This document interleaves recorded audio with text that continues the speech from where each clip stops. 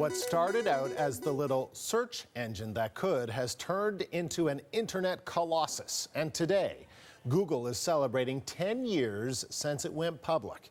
And in the process, it has made thousands of those early investors into millionaires. Scott Peterson is here with more on this. If I had a penny for every time journalists use Google, I'd be a trillionaire, not a millionaire. It's definitely a tool that a lot of us in this industry use. But Google has always gone its own way. Even the way it became public was unusual, right? You know, and it's so, it's so taken for granted now that it's actually become its own verb, you know, to Google, Googling. It's like Kleenex, it's like skidoo, and there's not a lot of companies that can make that claim, and it's yet 10 years ago today, August 19, 2004, that it got its initial public offering through a Dutch auction, which is sort of an unusual way for them to raise money. But if we take a look at that, you would have made 1,000% on your money. I guess if you had a penny every time somebody told you that, in hindsight, you'd be a millionaire as well. But take a look at this chart here. This gives you an idea of just the record-breaking, records that Google has done since that day one, August 9, 2004. And there you can see it now up in the neighborhood of about $600. And along that way, you can see all the big ones. In 2007, when they took over YouTube at $1.6 billion, everyone thought that was a lot of money. DoubleClick at 3.1. They had T-Mobile in 2009. That's the first generation of the Android cell phones, and Motorola just a couple years ago at $12.5 billion. So along the way, just this clunking machinery of taking up all these big, swallowing these big companies, and now the colossus that it is today, Google itself. And worth almost $400 billion today. That is just staggering, given that it's just Google. It's like it's in the computer. It's not a mine. It's not a car. It's not. I mean, back it was like a library. Remember, they were taking all those patents. They were buying books or taking the books and it was putting them online, and everyone thought that was going to be it for this company. So how do they keep coming up with new ideas? Well, by attracting new people, by making big gambles, by having this owner's manual saying "do no evil." That the co-founders are just attracting the brightest people to the industry. And on the topic of how to keep growing a company, for example, this is Larry Page, one of the co-founders.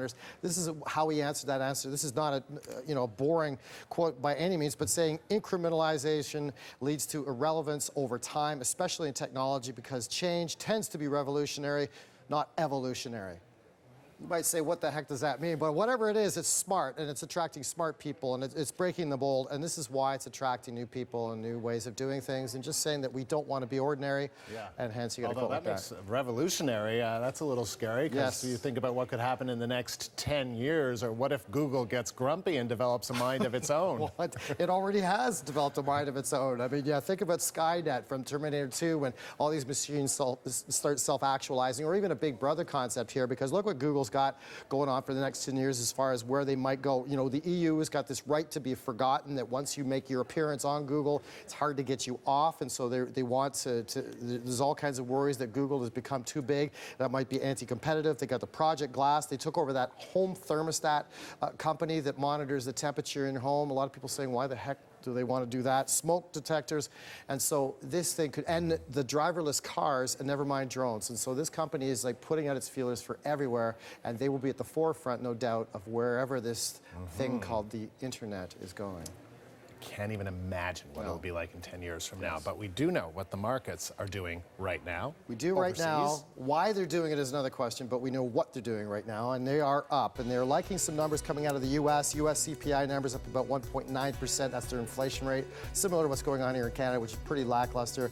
U.S. building permits, however, up 8%, triple what was expected. So this is another impetus for another round of buying today. London is up 31 points. Most of Europe is positive. Dow futures up 43. NASDAQ up 9. That bodes well for a positive TSX opening. The Canadian dollar a little bit softer this morning. Oil up 42 cents, and gold also climbing $3.50 per ounce. Thanks, Scott. The market update is brought to you by IBM. See what the world's making today.